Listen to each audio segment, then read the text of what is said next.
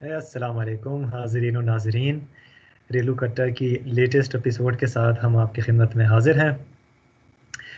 आज हमारे पास बहुत से टॉपिक्स हैं, क्रिकेट से रिलेटेड भी हैं और कुछ फुटबॉल के हवाले से भी शायद हमें मौका मिलेगा तो हम ज़रूर बात करेंगे। शाह जी बहुत उतावले हो रहे हैं मेसी के बारे में सुन के, तो अब शाह जी को ज़रूर मौका देंगे कि वो 2 मिनट में अपनी जो माहिराना राय है उससे हमें आगाह करें कि वो मेसी को कहाँ से कहाँ जाता हुआ देखते हैं। तो but before that, we have a lot to cover in cricketing field as well. Pakistan ने अभी रिसेंटली अपनी टेस्ट सीरीज़ जो है वो कंक्लूड की है इंग्लैंड के ख़िलाफ़। इंग्लैंड में एक रिकॉर्ड जो कायम था पिछले 10 सालों से कि हम कोई सीरीज़ इंग्लैंड में हारे नहीं थे, या इंग्लैंड के ख़िलाफ़ कोई सीरीज़ हारे नहीं थे, either in England nor in UAE. तो वो रिकॉर्ड बहरहाल हमारा टूट गया। We will talk about that one session जिसकी वजह से हम ये सीरीज़ हारे हैं। शाह जी को मौका नहीं मिला था अपने दिल की भड़ास निकालने का, तो हम ज़रूर शाह जी को इस बारे में मौका देंगे। बट मोर इम्पोर्टेंटली हम T20 का प्रीव्यू भी लेंगे। कल से T20 स्टार्ट है, 3 मैचेस होंगे और ऑब्वियसली ऑल्दो कि अभी वर्ल्ड कप जो है वो 1 साल आगे हो गया है, but still all the teams they are preparing for that world cup which will be played next year. October November में ही होगा, so there is almost 1 year left. तो जितनी ज़्यादा प्रिपरेशन हो सकती है, जितनी ज़्यादा प्लानिंग और स्ट्रेटेजाइजिंग हो सकती है, वो टीमें अभी करना चाहेंगी। So let's get to the business boys. आज हमारे साथ मौजूद हैं सर अस्सलाम वालेकुम। वालेकुम सलाम। और शाह जी ने कमबैक किया है, आज फुल स्विंग में आएंगे शाह जी। शाह जी के अंदर गुस्सा ही बहुत भरा हुआ है। तो लेट्स गेट गोइंग बॉयज। सबसे पहले टेस्ट मैचेस सीरीज ख़त्म हुई। ऑब्वियसली साउथहैम्पटन में काफ़ी ज़्यादा बारिशों की वजह से कोई नतीजा ना निकल सका। तो क्या ख्याल है आपका शाह जी, क्या इस सीरीज़ के बारे में आप इसको किस तरह देखते हैं? Are we on the right track, are we not on the right track, is there some positives to take? आपसे मैं नेगेटिव वाला सवाल नहीं पूछने लगा, मैं सर से पूछूंगा नेगेटिव, आपसे मैं पॉजिटिव पूछूंगा। आपको मैंने मौका ही नहीं देना। नहीं, एक्चुअली मेरा तो अभी तक वो जो है ना दिल जुड़ा नहीं है दोबारा ओल्ड ट्रैफर्ड के बाद। बहुत रेयरली होते हैं। ऑब्वियसली सिडनी 2010 की बात की जाती है, there are many other things, लेकिन most of the time, I mean in last inning we were batting, we were chasing, or we couldn't chase that down. Right here it was like 277 odd, even though जो third inning का एक debacle है, that was not called for, लेकिन वो हुआ। I thought कि हम defend कर लेंगे, but it reminded me of about 99. My college. I'm not gonna talk about it, but positive is that Azhar Ali is finally back, and he looked like a player that he was when Misbah Yunus were playing. It's not about getting runs. I mean, it was always about him feeling comfortable while batting. And in Southampton third test, he looked comfortable. The kind of inning he played, obviously, it would be underrated. Given the fact that we all think, majority of us think that the first class test was lost because of his poor captaincy. But in the last test, he was immense. Even Brian Lara had to tweet Oh yes, about him. yeah, that Brian Lara tweet Yeah, so about it. that was some praise. So you have to see the kind of grit he showed there was phenomenal. Obviously, he has his shortcomings, but he's the best bet we got. Naseem Shah is a positive. He looked pacey. He looked lively. Learning curve for him. I mean, in couple of years he'll be a fine product. Shaheen Shah Afridi has impressed me a lot. He's 3-4 years older than his age. Abbas is special. I mean, his figures in the test series doesn't suggest the kind of spells he bowled, especially in the first two tests. He looked unplayable. Even in Southampton, those 5 overs were just pure magic. I mean, Asif से compare नहीं किया जा सकता, but those deliveries were like, I mean, Asif के you just thought कि I mean कुछ ना कुछ होने वाला है यार, अल्लाह करे बैट्समैन आउट ना हो। जिस तरह ये उनको पजल कर रहा है ना, ये बस खेलता रहे। I mean, you know, जब आसिफ ने केपी को बैम्बूजल किया था 2006 की सीरीज में, सर आपको याद होगा, ऑब्वियसली आप भी मेरे तरह बूढ़े हैं। लेकिन वो मजा केपी की विकेट देख के नहीं आता था, जिस तरह केपी बेबस था ना आसिफ के आगे, वो मजा था। बीबीसी देख के मजा आता था। हाँ, so अब I mean pace attacks looks okay. I mean obviously third test was horrible for them. अब जो एक दिन फ्लैट हुए, लेकिन वो टोटल पाकिस्तानी पेस अटैक है, वो किसी दिन भी फ्लैट हो सकता है। तो नहीं, मगर obviously अगर there was 15 no दिन में से leader एक or दिन आपका खराब चला जाता है, I think that's a given. और साउथहैम्पटन that's की पिच test ऐसी है cricket. कि No. That's test cricket ना। पाकिस्तान ये नहीं है। 500 स्कोर हो जाते हैं सर। 500 स्कोर आप खा लेते हो टेस्ट मैच में। बड़े बड़े बॉलिंग अटैक्स ने खाए हैं। ऑस्ट्रेलिया ने इंडिया से 3 दफा 500 खाया है, ना। उनका जब वो प्राइम का बॉलिंग अटैक था। ये चीज नहीं है, but at least you look like probing for wickets in Southampton. After getting Butler and Crawley on the field, we looked flat, total flat. मुझे वो पाकिस्तान की ना जो पर्थ में इन्होंने पॉन्टिंग से मार खाई थी, हालांकि हवा टेस्ट में बहुत ब्रिलियंट बॉलिंग की थी और फ्लैट हो गए थे, 197 खाया था मेरे शायद इन्होंने। वो काइंड ऑफ फीलिंग थी, बट ऑब्वियसली हाँ, 17 में भी गिव बहुत देम मार टाइम, थी। यानी आप give them time. Babar 1700 was good. Babar was good, but obviously he had to get 100 in a series. You cannot. I mean, he has that kind of class. It's not like कि यार 70-80 करोड़ बस ठीक है। बाबर बहुत जबरदस्त batsman है, और मेरी दिली ख्वाहिश है कि वो इंशाल्लाह अगर नेक्स्ट सीरीज में आता है इंग्लैंड में, तो इंग्लैंड में आके लंबे 100 करे। वो मजा है। आसिफ भाई ने ज्वाइन किया है हमें। आसिफ भाई अस्सलाम वालेकुम। वालेकुम सलाम। आसिफ भाई, हम यहाँ पे ना अपना गम गलत कर रहे हैं। आपने कहा था एक मैच ड्रॉ होगा, आप इधर 2 मैच ड्रॉ हो गए। आसिफ भाई, ये क्या वो हुआ? बारिश हो गई ना असल में जो है। यार तुझे क्या सी एक मैच में बारिश होनी है, आपने तो 2 मैचों में बारिश कराती। बारिश एक में ही हुई है ना, दूसरे में मारी इतनी पड़ गई थी। तो दुआ ना कराइए। दूसरे में चंगा बारिश हो गई है। इज्जत रह गई है। वो दोबारा बट सर वो तो इसलिए हुई ना, रन्स की भी बारिश हो गई थी। राइट। आसिफ भाई बताएं आप, फिर आप क्या देखते हैं अजहर अली साहब ने जो कैप्टन नॉक खेला था, और बाबर आजम के बारे में क्या ख्याल है? बड़ा वो आपका चहीता है, उसके बारे में हम जरा तफसील से बात करेंगे। कुछ लोगों की नजर आंखों में खटकता जरूर है वो। खटकने दे। चहेता नहीं, साडे चहेते ओदे कजन ने।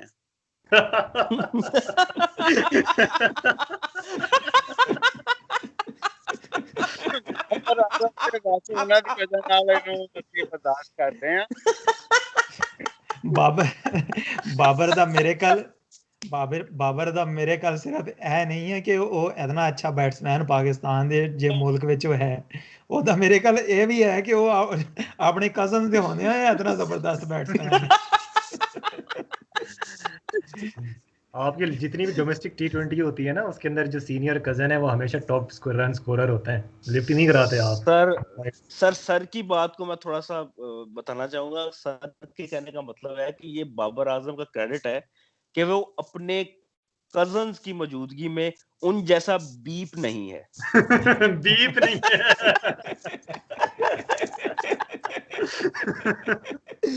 Carry on now. आसिफ भाई, फवाद भाई ने क्या किया यार फवाद भाई ने नया ही डुबो दी, बस 0 ना इनिंग्स से फवाद भाई दी। फवाद भाई ने क्रीज पे खड़ा होकर दस देता है कि आज खड़ा हो इधर एंज भी खड़ा हो इधर है खड़े हो सकते हो। चंद्रपॉल ×2 जॉर्ज बेली। हाँ, वो जॉर्ज बेली के साथ उसका कंपैरिजन कर रहे थे।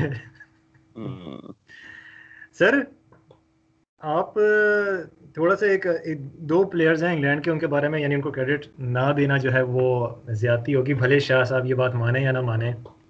क्रॉली और जिमी, तो 2 लफ्ज़ आपके अगर क्रॉली के हवाले से कैसा देखते हैं आप? डू यू थिंक कि फैब 4 में जो है वो रिप्लेस करने लगा है बहुत जल्द जो रूट को? मैं तो करवाऊंगा तुझी। जैक क्रॉली शायद स्टोक्स के आते ही वो बाहर हो जाए वैसे ही। तो लेकिन बहुत अच्छी इनिंग्स खेली है वैसे, अच्छा बैट्समैन लगा जितना जितना टाइम वसीम देखा, और काफी अकरम टाइम ने भी हमने 200 देख लिया। स्टार्ट किया होया है। जी 57 मैं कि वसीम अकरम ने भी 257 किया है, सॉरी। यार वो तो फिर साਡਾ स्टार है। लेकिन ਉਹਨੇ ਜ਼ਿmbabwe ਦੇ ਅਗੇਂਸਟ ਕੀਤਾ ਸੀ, ਉਹ ਵੀ ਫੈਸਲਾਬਾਦ ਵਿੱਚ ਉਹ- ਕਿੱਥੇ। हाँ तो करौली ने भी पाकिस्तान ने ਉਸ ਦਿਨ अगेंस्ट किया है ਸਾਡੇ ना। ਚ ਉਸ ਉਸ ਦਿਨ ਸਾਡੇ ਚ ਜ਼ਿmbabwe ਵਾਲੀ ਰੂ ਆਈ ਹੋਈ ਸੀ। ਆਹੋ, लेकिन क्रॉली वैसे अच्छा बैट्समैन है, काफी कॉम्पैक्ट लगे सारा टाइम, जितनी काफी काफी टाइम वो खेल गया, इतना हम एक्सपेक्ट नहीं कर रहे थे कि वो इतना टाइम खेलेगा।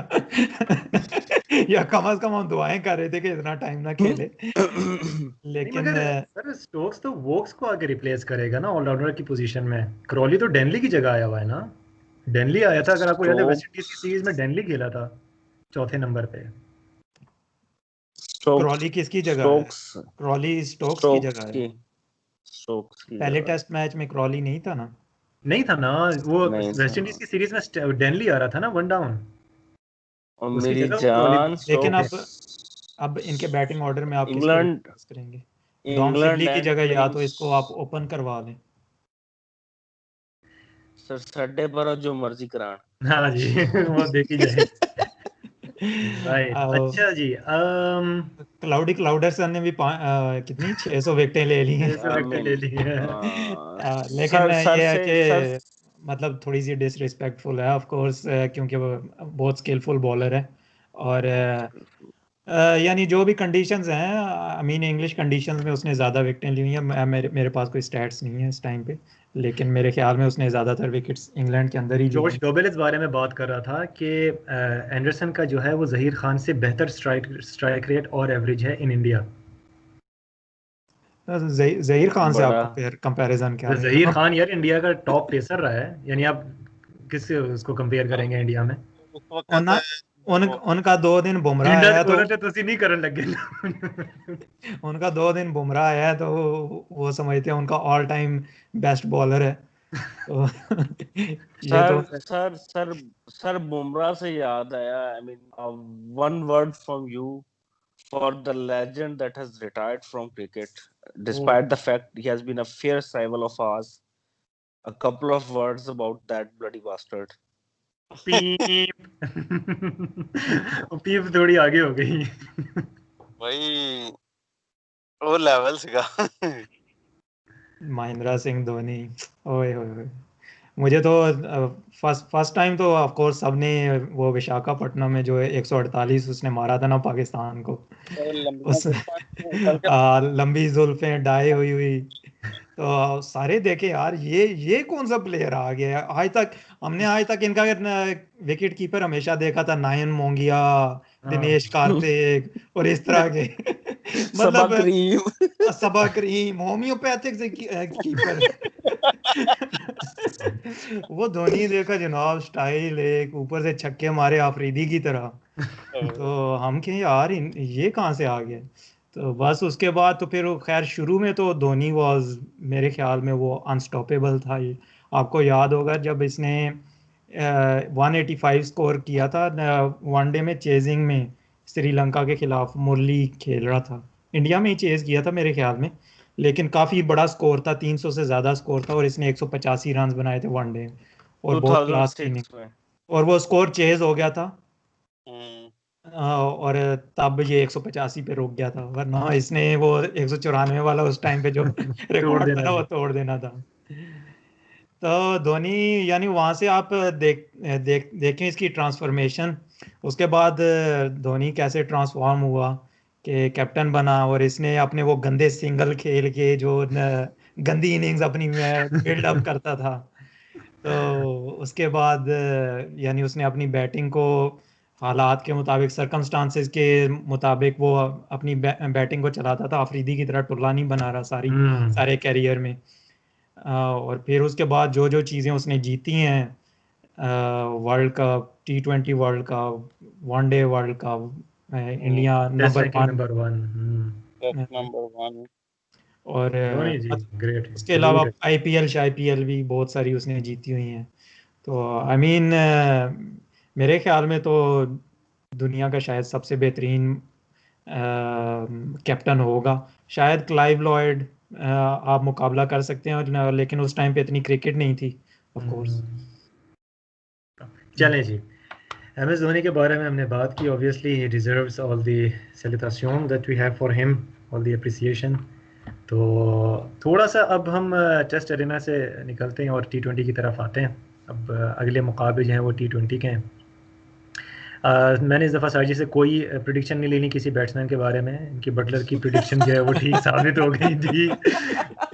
मार उसने हमें धोबी घाट की तरह धोया है। बटलर की एवरेज मेरे ख्याल में 70-80 है मेरे ख्याल पाकिस्तान के अगेंस्ट टेस्ट मैचेस में। जो ना चल रहा हो ना, आप उसको पाकिस्तान भेजें। हम लोग ना हाई परफॉर्मेंस सेंटर है, परफॉर्मेंस करवा लें। बटलर क्लास का बैट्समैन है। 2018 में भी इसने हमसे टेस्ट छीनने की कोशिश की थी डॉम बेस के साथ मिलकर, शायद आपको याद होगा। इससे 70-80 आउट किया था। तो ये वनडे में भी हमें लटक के लेता है, टेस्ट में भी लटक के लेता है। तो वो जिस तरह नहीं करते हैं कि वो ऑब्वियसली वो चीजें हैं, बट क्लास एक्ट है, मुझे बहुत पसंद है पर्सनली। लेता है कि लेटा के लेता है उसे जो भी समझ लो। बहुत सारी बीप्स। इसने वर्ल्ड कप के मैच में भी बहुत मारा था बटलर ने। सॉरी मैं आपसे मैं बात काट रहा हूँ। चीज ये है कि MSD के बारे में मैं एक बात करना चाह रहा था। अगर ये नंबर 3 पे खेलता या ऊपर खेलता अपने करियर में, तो he could have he could have gotten some 13,000-14,000 runs, the kind of batsman he was. But he preferred to build a team, and what India lacked in that team was a proper finisher. So he took that role on himself, went on to bat at 6-7. I mean, the captain, the batsman, the person, but purely as a keeper, and particularly keeping when the spin bowling was going on was phenomenal. I mean, he never looked as natural as Rashid Latif used to look, because for me Rashid was the best wicket keeper against while facing spin. Rashid से बेहतर मैंने keeper नहीं देखा है कोई अपनी जिंदगी में, बट वो उस तरह का नेचुरल नहीं था, बट फैंटास्टिक। सो आप कैरी ऑन कर सकते हैं। मतलब धोनी देखे टैक्टिशियन कितना अच्छा था, उसके अलावा कीपर कितना अच्छा था, बैटिंग उसकी आप देख लें, हिटिंग देख लें, उसके अलावा इनिंग्स बिल्ड करना, फिर उसका प्रेशर जो था। 2012 की सीरीज में इसने अश्विन से इसने मिसबा के लिए राउंड द विकेट बॉलिंग करवा के लेग स्लिप पे मिसबा को कैच करवाया था। I mean that was some tactic that and at that in those times Misbah was like कि आप आ गया तो उसने आउट नहीं होना, उसने खड़ा हो जाना है। and against spin it was never thought of कि Misbah स्पिन को विकेट दे जाएगा इस तरह। वो it was phenomenal stroke. Anyways, I mean we were talking about T20 cricket. Yes. चलें जी, टी20 की तरफ आते हैं। स्क्वाड का ऐलान हो गया है। उसके अंदर ऑब्वियसली कुछ ऑब्वियस सिलेक्शंस हैं जो कि होंगी। चंदा is back in the squad, Malik साहब इज देयर। आसिफ भाई खुश हो गए चंदा का नाम सुन। नहीं, आपको कहना चाहिए चंदा इज बैक, मलिक साहब is back, and for them Asif भाई इज आल्सो। आसिफ भाई इज बैक। चंदा ते ਉੱਥੇ ਫੜਿਆ ਨਹੀਂ ਗਿਆ ਸੀਗਾ ਕੋਈ ਗਰਾਊਂਡ ਵਗੈਰਾ ਦੇ ਵਿੱਚ, ਉਹ ਮੈਂ ਤਾਂ ਕਿਹਾ ਸੀ ਜਾਨ ਛੁੱਟ जाएगी। चंदा ने उसके बाद जो चुगताई लैब की वो है ना, उसने सैंपल भेजा है ऑनलाइन चुगताई लेवल और नेगेटिव करवा के। मैं तो क्या चंगा होया फड़या गया। Beep beep. उसने फोर्ज रिपोर्ट बनवा ली है वहां से, चुगताई लैब से। तो चंदा इस बैग पर आसिफ भाई आपको एंटरटेन करने के लिए यकीनन अब आप मैच जरूर देखेंगे ताकि आप चंदा पे कमेंट्री कर सकें। उसके बाद ऑब्वियसली आपके पास फ़खर जमान है, बाबर आजम है, हैदर अली है टॉप ऑर्डर में। मिडल ऑर्डर में आपके पास ऑब्वियसली चंदर मलिक के अलावा खुशदिल शाह है, इफ्तिखार अहमद है। शादाब को खिला रहे हैं, रिजवान है, विकेट कीपर सरफराज है, बॉलिंग में आपके पास इमाद वसीम, शादाब खान, ये दोनों स्पिनर आ जाते हैं। और उसके बाद ये वहाब रियाज, शाहीन शाह अफरीदी, नसीम शाह, मोहम्मद आमिर, पेसर काफ़ी हैं, हारिस रऊफ, मोहम्मद हसनैन, पेसर काफ़ी खिला रहे हैं। तो लेट्स गेट, सॉरी मैं गल कट रहे हैं, इस तरह नहीं हो सकता इमाद वसीम मलिक चंदा इन्हां दी एक अलग ही टीम बना दे अपना आपस में जाया करो, अस्सी ते देखया करिए ना। इनको कहने आप बाहर खेलने होते, दूसरे ग्राउंड में खेलने हैं आप लोग। सैफी भी बिच पा लो ना, बिच सैफी भी पा लो। हाँ, अमीन भाई ने भी ना ट्रिगर किया मामला। बॉलिंग में हमारे पास है इमाद वसीम, स्टार्ट इमाद वसीम से किया। आपका अटैक कौन कर रहा है, आप मुझे बताएं। अगर इमाद वसीम अटैक नहीं कर रहा तो कौन सर अटैक? हमारे पास अटैकिंग बॉलर ही इमाद वसीम है। हाँ ਤੇ ਹੋਰ ਕੀ ਦੱਸੋ ਅਟੈਕਿੰਗ ਬੋਲਰ ਹਾਂ ਤੇ ਕੋਈ ਹੋਰ ਹੈ ਤੁਹਾਡੇ ਕੋਲ ਬਸ ਅਟੈਕ ਛੱਡ ਵਿੱਚ, ਦਿਓ। ਤੁਸੀਂ ਆਪ ਦੱਸ ਲਵੋ। ਮੈਂ ਉਹ ਸਿਰਫ ਨਾਮ ਦੇ ਹੀ ਅਟੈਕਿੰਗ ਬੋਲਰ ਹੈ, असल में जो अटैक बिल्कुल भी नहीं करता। पहली 4 डॉट बॉलें करा के अगली 2 बॉलों पे छक्का खाता है बॉय। लाइट ले रहे हैं आप बॉय को, 4 डॉट बॉलें कराता है पहली। मेरे ख्याल में इस दुनिया का सबसे डिफेंसिव बॉलर है इमाद वसीम। अच्छा जी, तो सबसे पहले आसिफ भाई आपसे शुरू करते हैं। आप ये बताइएगा कि ऊपर आप किसको देख रहे हैं, आपको क्या लगता है हैदर अली को चांस दे रहे हैं या नहीं दे रहे? बीप मिडिल ऑर्डर जो है ना, जो चंदा वाला ऑर्डर, वो मैं आपको नहीं देने लगा। हैदर अली को जो है वो खिलाना चाहिए लाजमी जो है। फखर और हैदर में थोड़ा सा है कंटेंशन, क्या ख्याल है? मेरा तो ख्याल है खेलेगा वो, क्यों नहीं खिलाएंगे उसको। फिर लास्ट जो सीरीज हुई थी उसमें खेला था वो, और जो है नहीं खेला, उसको निकालने की कोई वजह तो नहीं बनती। अगर हफीज को बाहर बिठाए ना तो फिर फखर ऊपर खेल सकता है और हैदर अली वन डाउन खेल सकता है। हफीज को बाहर बिठाएं, कैसी इम्पॉसिबल बातें कर रहे हैं सर आप। हफीज ने वैसे भी 4 खेलना है। हफीज 4 खेलना है ना हफीज ने। चलो जी, जरा यहाँ पे हम जरा प्लेइंग 11 देख लेते हैं फटाफट, ऊपर से जरा करें ना तो आसिफ फिर भाई। वन ड्रॉप पे कौन खेलेगा? जिन्हों मर्जी खड़ा लो।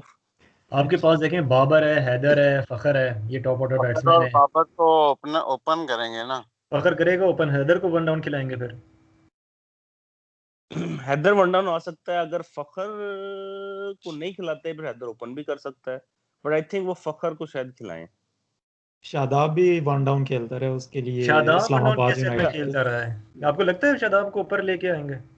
अगर लेके आ सकते हैं। शादाब खुद कैप्टन होता तो उसने वन डाउन आ जाता, इस्लामाबाद के लिए आ जाता। वो भी बट ही परफॉर्म ना, बट ही परफॉर्म सर। नहीं सर, टुलाज नहीं, इवन उसके जो उसकी जान उतनी नहीं लगती, लेकिन वो जो शॉट्स मारता है वो सेंस बनती है उनकी।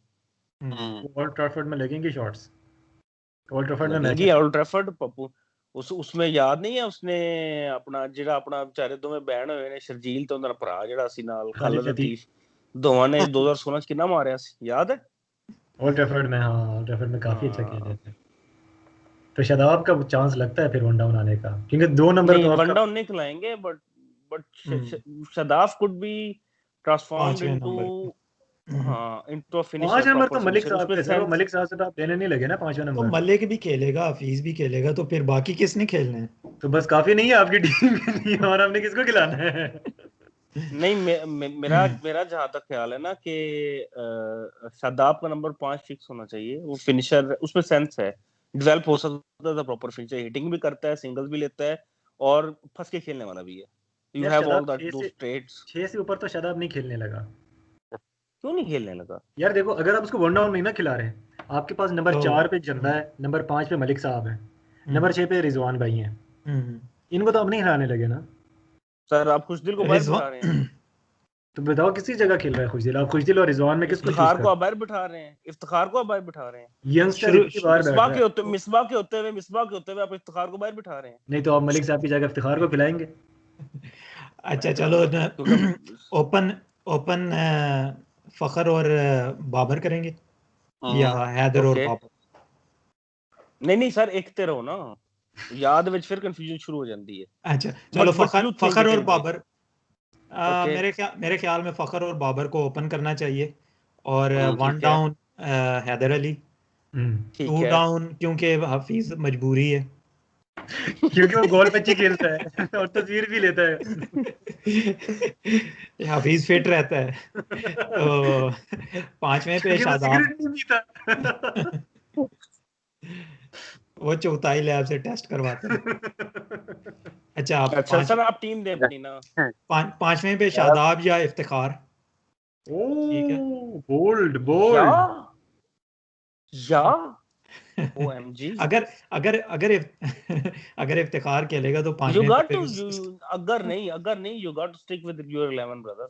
हाँ, तो फिर we'll see नहीं, मैं पांचवें पे इफ्तिखार को खिलाता हूँ। अच्छा तो छठे ओके पे फिर आगे से बेशक शादाब को भेज दें, क्योंकि रिजवान इतना अच्छा हिटर नहीं है जितना शादाब अच्छा हिटर है। तो ओके रिजवान फिर कीपर, क्योंकि कीपर रखना है टीम में, तो if we could do without won't it. you think they can go with Khushdill इसके as बारे a में keeper काफी वैसे बात हो रही है कि खुशदिल जो है वो कीपिंग भी कर ले। because he kept in that practice match ना। अगर कुछ दिल विकेट कीपिंग कर सकता है, मैंने नहीं देखा या मुझे नहीं he's a पता। part time keeper okay okay, तो better than Umar Akmal।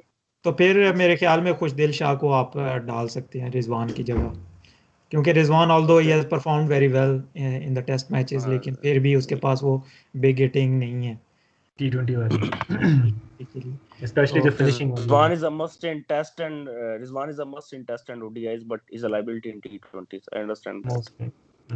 उसके बाद आमिर और नहीं ठहरो, पहले स्पिनर डाल दो। डाल दिया ना। अच्छा वर्ल्ड क्लास फिर स्पिनर को डालो पहले। इमाद वसीम, नहीं ऑलराउंडर डाले ना एक जो है इमाद भाई को। इमाद ऑलराउंडर वसीम ने इंडिस्पेंसिबल वसीम। अच्छा इमाद वसीम पंजाब दा सीएम वाला वो वसीम ते इमाद वसीम अगर टीम में हुआ ना तो उसने शादाब से ऊपर ही बैटिंग करने आना है, ये मैं आपको बता दूं। नहीं आता ठीक। शादाब ऊपर आएगा उससे। लेकिन प्रीवियसली हमने देखा हुआ है। एनीवे उसके बाद आमिर और हसनैन और हारिस रऊफ है। नो विकी भाई। हारिस No, राउफ है। हाँ जी, स्क्वाड में तो है ना आसिफ भाई। नहीं उन्हें यार 2 बार टेस्ट कराया बेचारे ने, एटे वक्त करके गया उन्होंने खेले। अच्छा जी, तो फिर इसका मतलब ये कि सर जी आपके हैं 3 पेसर, आमिर, हारिस रऊफ और हसनैन। हसनैन। अच्छा जी, आप स्पिनर खिला रहे हैं दोनों अपने मेडी बॉय और शादी बॉय। अच्छा जी, ये आपके हो गए जी 5, ये हो गए। और बाकी इसका मतलब ये कि रिजवान भाई को आप खिला रहे हैं। रिजवान, इसका मतलब ये कि आप नंबर 6 पे खेल रहे हैं। रिजवान की जगह आपने खुशदिल शाह का है। खुशदिल शाह इफ पॉसिबल। तो आपने खुशदिल और इफ्ती को भी डाला है बीच में नंबर 5 पे। तो मलिक साहब को आप गोल कर गए, चंदा को आप खिला रहे हैं, हैदर अली नहीं मलिक और इफ्तिखार में से खेलेगा ना यार। ठीक हो गया जी। चले जी, आपकी 11 आ गई। आसिफ भाई, कोई है आपके ख्याल में इसमें आगे पीछे? विकी बॉय को कटाया इस लड़के ने। आपको नहीं खिलाएंगे ये पूछो ना, ये देखो लो, पिंडी बॉय को खिला रहा है, हारिस रऊफ को खिला रहे हैं आप क्योंकि वो पिंडी का है। शर्म नहीं आती आपको सर? सर ਤੁਸੀਂ ਕਿਹੜਾ ਪਾਕਿस्तान बैठे जे। उस सेलेक्टर ने तो वापस इतना ही आना है। जिथे मर्जी हो पिंडी बॉय होना जरूरी है।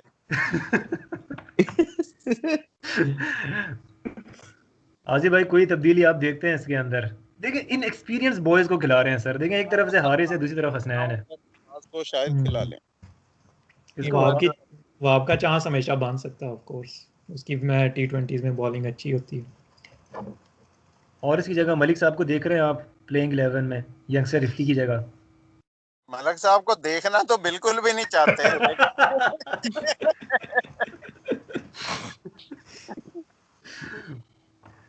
शाह जी, आप क्या सोच रहे हैं? लगता है कि आपके पास कोई खतरनाक नहीं, मैं ऑब्वियसली नोइंग मिसबा उसकी टीम मुझे पता है किस तरह की होगी। आई हाईली डाउट कि वो चेंज करेगा। आई थिंक के फखर, बाबर, हैदर, नंबर 4 पे वो ऑब्वियसली जो है ना इफ्ती बॉय आएगा। नंबर 5 पे वो खुशदिल शाह आएगा। नंबर 6 के ऊपर शादाब आएगा।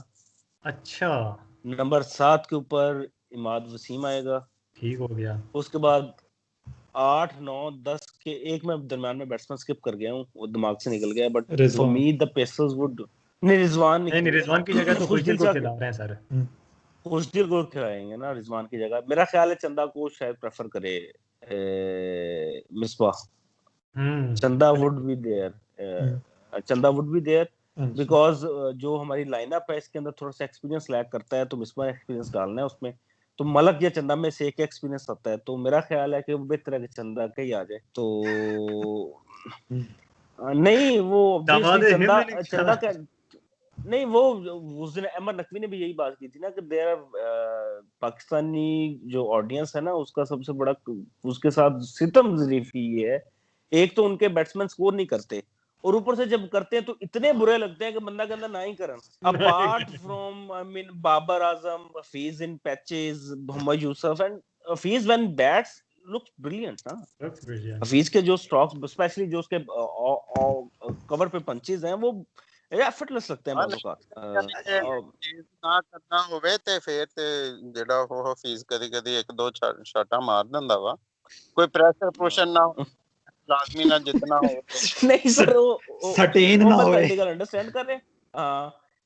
मेरा जो ख्याल है हफीज खेलेगा 4 पे इफ्तिखार, 5 पे खुशदिल शाह, 6 पे 7 पे आ गया शादाब, 8 पे आ गया इमाद वसीम, 9, 10, 11 पे ऊपर मिसबाह उल हक बॉलिंग के अंदर 2 आपके सीनियर्स खिलाएगा वहाब और आमर, और तीसरा वो आपका पेसर खिलाएगा हसनैन या उसमें से हारिस रऊफ में से, और मुझे लगता है हारिस रऊफ खिलाएगा वो।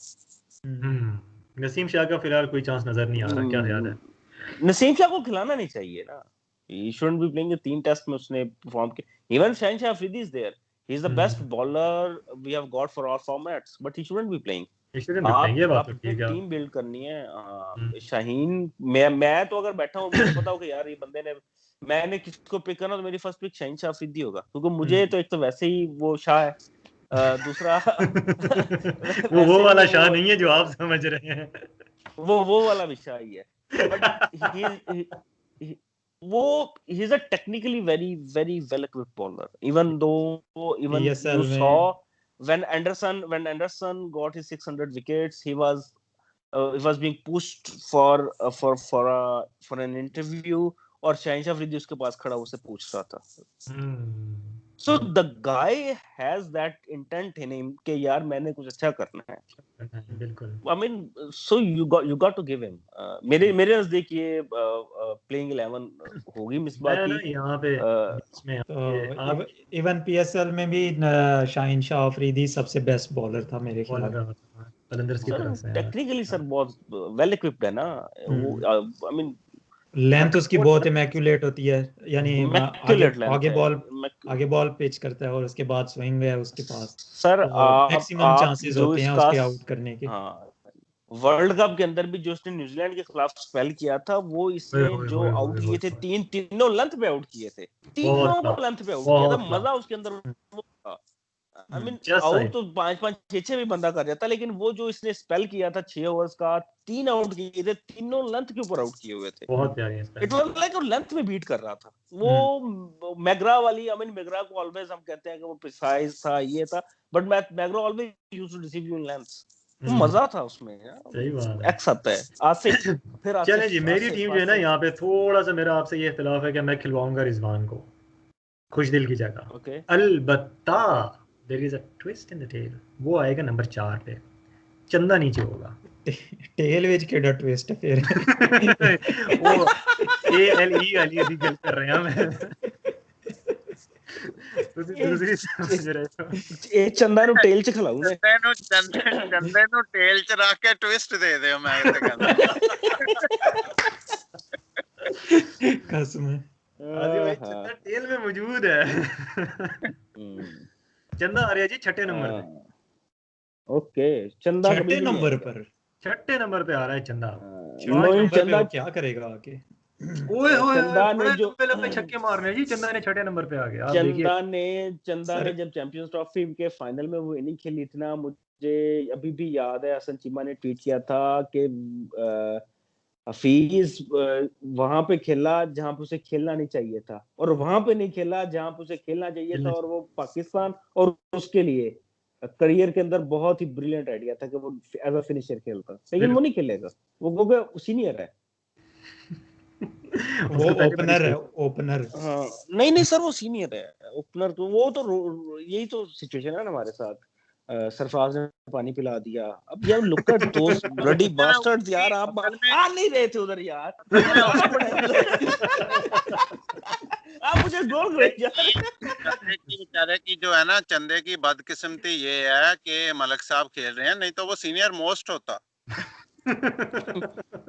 नहीं वो बात ठीक है, लेकिन जो मैंने इतनी मेहनत करके ग्राउंड बनाई है उसको जाया ना होने दे। जाया कर रहे हैं आसिफ भाई आप। चले जी, अब हम आ जाते हैं क्लोजिंग रिमार्क्स की तरफ। तो सबसे पहले मैं मौका दूंगा आयशा जी आपको। नहीं वो वही बात है यार।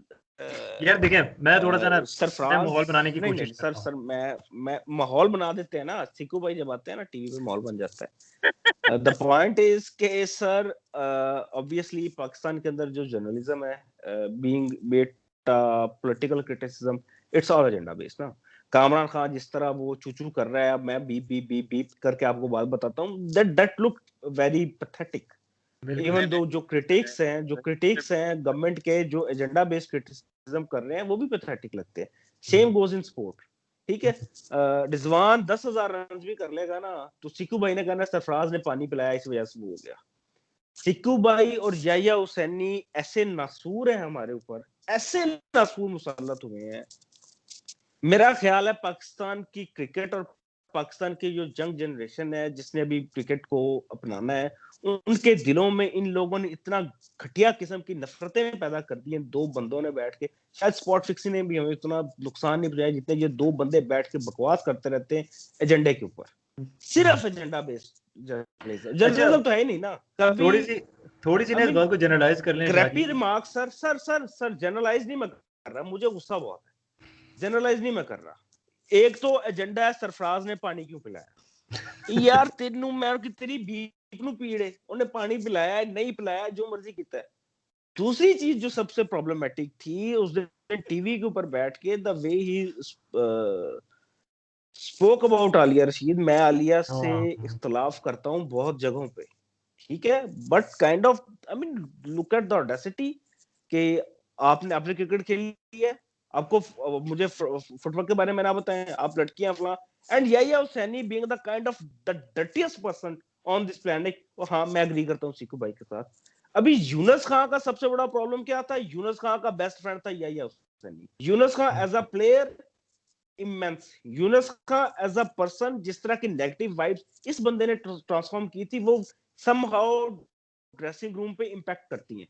सरफराज की कप्तानी भी डबोने वाले ये लोग, गंदे किस्म की एक लॉबिंग करके न्यूज को इस तरह मैनिपुलेट करो, उस तरह मैनिपुलेट करो यार इन लोगों।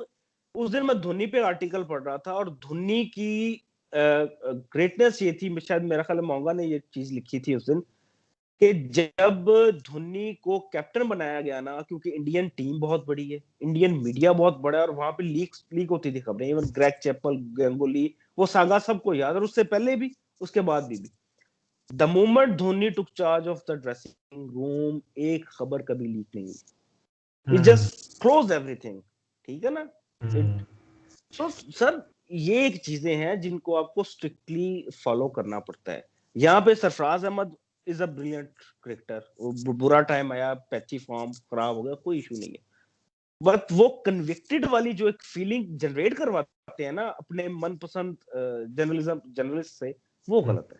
बिल्कुल ठीक है ना, उनको खबरें फीड करते हैं, फिर उनको मैनिपुलेट करके जो है ना वो मीडिया के ऊपर चलवा के शायद साड़ा लग जाए, दैट इज क्रैपी थिंग यार। And I'm done with it now. Whatever you want to. I used beeps. चलिए जी, बीफ के बगैर काम हो गया, शुक्र है। नहीं वैसे खाली इन दो के ऊपर मौकूफ नहीं है, प्रिंट मीडिया के अंदर भी कुछ इस तरह के शाहकार बैठे हुए हैं जो करते हैं। तो ये एक तरह से कह लें आप, सर्कल बना हुआ है, एक लॉबी बनी हुई है, और हर लेवल पे। ये तो हम इंटरनेशनल जो जो जाने पहचाने मीडिया की बात कर रहे हैं कि जी जियो पे बैठा हुआ है या उस पे बैठा हुआ है, मगर ये जो डोमेस्टिक लेवल पे भी, जो छोटे पैमाने पे भी जो स्पोर्ट्स जर्नलिस्ट हैं, उनके उनके ऊपर भी जो लोकल एसोसिएशंस हैं, उसी तरह सारी पॉलिटिक्स और ग्रुप बंदी और स्किल बढ़ाना, उसको बिठाना। उसके मुकाबले में आप थोड़ा सा टॉपिक को चेंज भी करता हूँ, तो जो स्काई की कवरेज थी इस टेस्ट सीरीज के दौरान, और सारी जो डॉक्यूमेंट्रीज उन्होंने बनाई हुई थी इवन पाकिस्तान के बारे में, ब्लैक लाइव्स मैटर के बारे में, BLM वाला काम, माइकल ओल्डिंग को जो उन्होंने टाइम दिया है उसको सारा एक्सप्लेन करने, तो आई मीन मेरे ख्याल में आपको स्टार्क कंट्रास्ट नज़र आता है जो पाकिस्तानी जर्नलिज्म है और दूसरी साइड पे उनकी जो कवरेज है वो किन इश्यूज़ के ऊपर वो फोकस करते हैं और किन इश्यूज़ पर ये लोग फोकस कर रहे हैं। छोटे छोटे इश्यूज़ जिस तरह पानी पिला दिया, और औरतें जो हैं वो उन्होंने उनको क्रिकेट का नहीं पता, कभी टेस्ट मैच खेला, आई मीन कम ऑन यार, पैथेटिक। चलें जी, इनफ ऑफ दैट। जाने जाते जाते अब फाइनली एक आप लोगों से मैं एक मिनट की दरख्वास्त ये होगी कि देखें, असली क्रिकेट तो फिर टेस्ट क्रिकेट है ना। टेस्ट सीरीज में से कोई एक मोमेंट जो स्टिक हो गया। स्टिक तो सानू बड़ी हुई है जो यार जैसे टेस्ट आई हो यार, जैसे मैं आपको एग्जांपल देता हूं ना, जेडी जैक क्रॉली ने से बटलर ने स्टिक चुकी है इसी ना। जैसे मेरा मोमेंट है जी, सबसे बुरी मोमेंट मेरे ख्याल में तो वही थी जब वोक्स बैटिंग के लिए आया तो इन्होंने उसको सेटल होने दिया। बुरी नहीं, अच्छी भाई, अच्छी। हम अच्छे नोट पे छोड़ना चाह रहे हैं, बुरी बातें बहुत कर ली। अच्छी मोमेंट आई गेस बारिश अच्छी मोमेंट जो है वो Azhar Ali coming over his demons, और टेक्निक उसने अपनी तीसरे टेस्ट में जाके बेहतर की।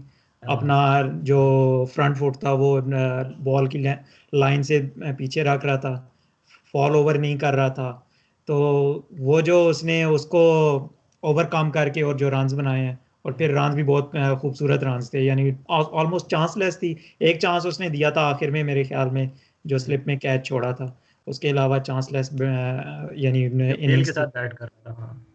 बिल्कुल। तो वो था। फिर पहली इनिंग्स में ऑफ कोर्स जब बस एक मोमेंट बाबर आजम की मेरा तो मोमेंट था जनाब जो अब्बास ने बोल्ड किया था स्टोक्स को। भाई बस वो मोमेंट थी, सही चस मोमेंट। वो भूल गया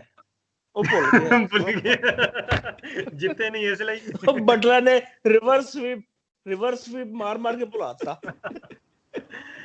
यार एक वर्ड आसिफ भाई, एक word, Shan Masood falls down या है कोई चांस लड़के में? बस आसिफ भाई हो गए स्टक।